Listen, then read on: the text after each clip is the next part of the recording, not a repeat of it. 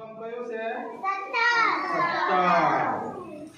17 એકમમાં વસ્તુનું હલકું અને ભારે એ આપણે શીખવાનું છે. વસ્તુના નામ અહીં આપેલા છે, આપણે એને ખાલી શીખવાનું છે. બરાબર. પહેલું શું છે? પેન્સિલ અને બોલ પેન. પેન્સિલ અને બોલ પેન. તો આપણે પેન્સિલ અને બોલ પેન. બોલ પેન તમે જોઈ ને? અને પેન્સિલ આ બંનેમાં ભારે પણ કહેવાય. ભારે વજન બોલ પેન અને પેન્સિલ કેવું કહેવાય? એટલે આપણે ભારેમાં અહીંયા શું લખવાનું છે? બોલ પેન. બરાબર.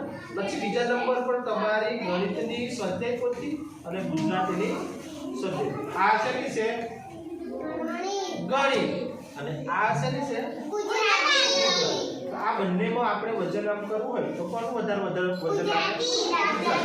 ગુજરાતીમાં કેવું? પેજ પાના વધારે છે, ગણિતમાં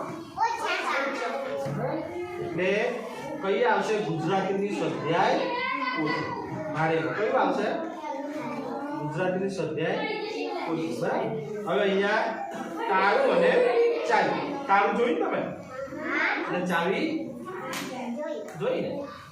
તો આ તાળું અને આ બંનેનું આપણે વજન કરીએ તો કોણ ભારે કહેવાય?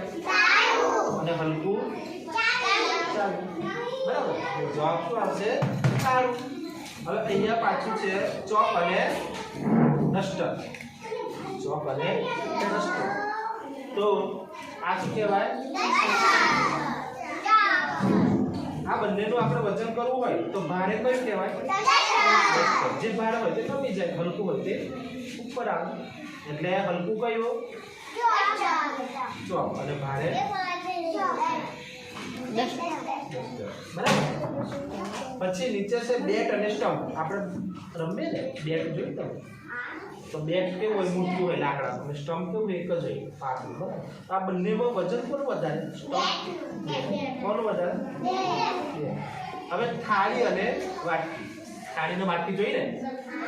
આ બંનેનું આપણે વજન કરવું હોય તો વજન કોનું વધારે? અને વાટકીનું કેવું વજન? જવાબ આવશે થાળી. બરાબર. મણકો અને લખોટી જોઈ ને? મણકો અને લખોટી જો. આને શું કહેવાય? આને આ બંનેનું આપણે વજન કરાવવું હોય તો ભારે કયું કહેવાય? લખોટી. એમ કરજો દ્રષ્ટિ. જો આ લખોટી ને મણકો. તને વજન કોનું વધારે લાગે? લખોટી. એટલે ભારે લખોટી. તો આપણે છે ને આ ભારે અને હલકું એમાં આ કઈ છે વસ્તુ? આપણે અહીંયા જવાબ લખવાના છે. આ બંનેમાંથી ભારે કોણ? એ જવાબ લખવાના છે. બરાબર.